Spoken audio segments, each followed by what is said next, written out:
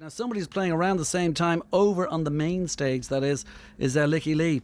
And she's here with me now. Lykke Lee, you're very welcome to the programme. Thanks so much for dropping in. Thank you. Let's start at the beginning. First of all, the second album, the Wounded Rhymes album. First of all, congratulations, and congratulations on its success, which is deserved, by the way, and I love it very much indeed.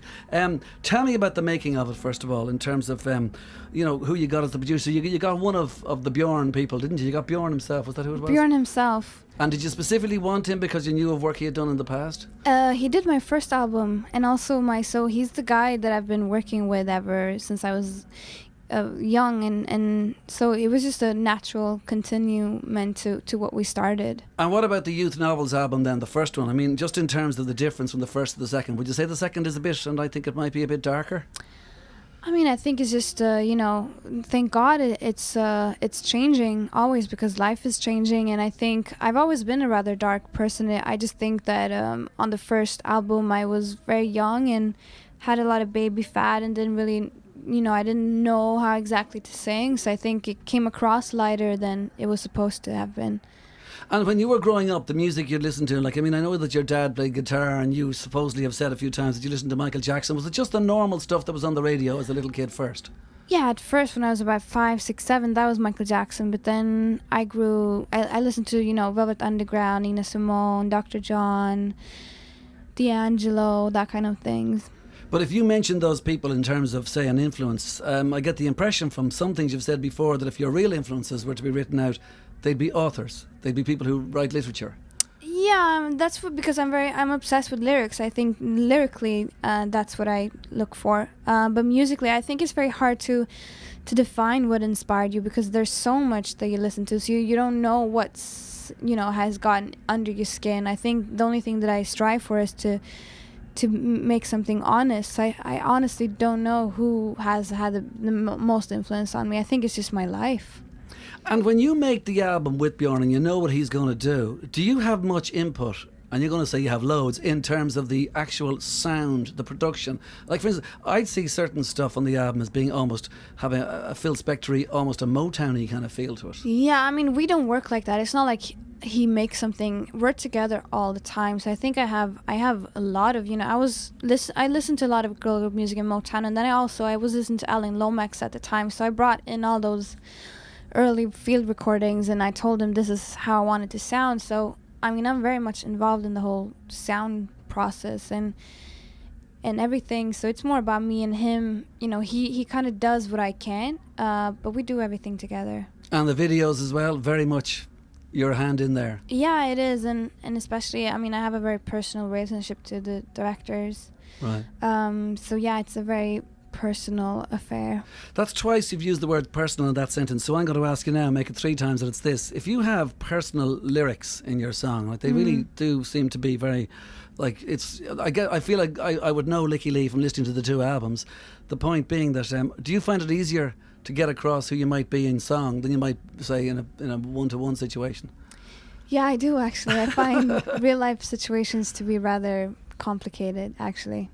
So would that be in some ways the same as any artist that you might have read, or any literature person that you might say is great, because you say, okay, this person really speaks to me, I know what they are, and if you ever met these people you'd say, I don't really know if they're saying much?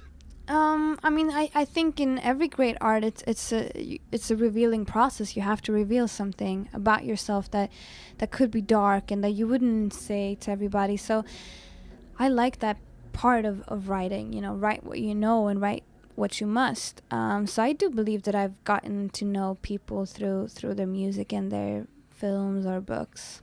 Absolutely. Is there a lighter side to Lykke Lee that I don't know about, having listened to the albums? Yes, of course, because that's just one part of, and that's what I give out artistically, and then there's another side of me as a person that I like. My friends, they know a complete opposite side of me, actually.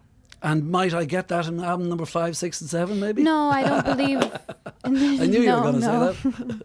Yeah.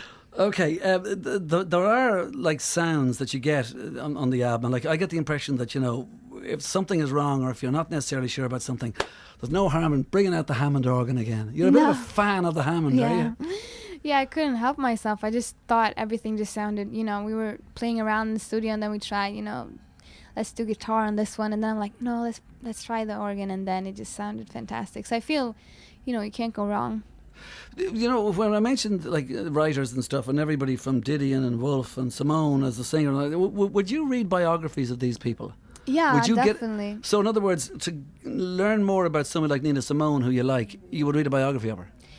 Yeah, but it's also, I think you do that because you always feel so confused about your own life and your own path. So I think reading biographies is just a good thing to reassure you that you're not crazy, Other people have been there, and every road is different. So I think it's just a very assuring thing to do. Reassuring thing, yeah. Okay, now you're an awful lot younger than me, but having said that, if you look back at certain things, the way music is, you've mentioned Velvet Underground and that as well, but there was a certain lifestyle espoused by people who lived, say, in the canyons in the 70s in LA kind of thing, and you've got your Neil Young, you've got your Joni Mitchell, you've got every other damn thing as well, and it was all one big brilliant package of, you live in Sweden, I live in Ireland, I wouldn't mind going there. No, but it's not really like that in Sweden, I think, because the canyons, it's much warmer, and you can kind of let you can go around in a shirt and just walk, but it's fucking cold in Sweden, so it's not really that kind of environment. But we've started a new movement just recently called Ingrid, so it's me, Peter Ben and John, Mike Snow, and a bunch of other people. So we're trying to build that community in Sweden as well. What's Solarium? Well, that's it's my Area 51. Right, okay. Yeah. Confidential. It's not to be explained. No, because you can't explain what I went through and what I was trying to do. It was just a pure experiment. And was it good? Yeah, it was a good experience for me, for sure. Okay. Album number 2 has put you up like so much higher and whatever. But just tell me, like, have you got stuff together for album 3? Have you got more Wounded Rhymes? Wounded Rhymes 2? I mean, I believe it's a process, and you create this world that you have to escape into and live through. And I'm still touring it, so I'm still in that zone, and I really want to kind of die and then rise again after this tour. So no, I'm not working on a 3rd record, no. Okay, but when you finish here at the Electric Picnic, which you do tonight, you go back home to Sweden, and then it's straight off to the United States of America again. Yeah, and then also we're touring Australia, and then back to Europe, and then back to America again. So I'll be busy until December. So if there is anything new at all, I get the impression we won't get a 3rd album until 2013. Probably not, no. Probably not. And will you do it back up in Sweden? Will you record it in Sweden, do you think? I don't know. I don't even know who I'll be in 5 months.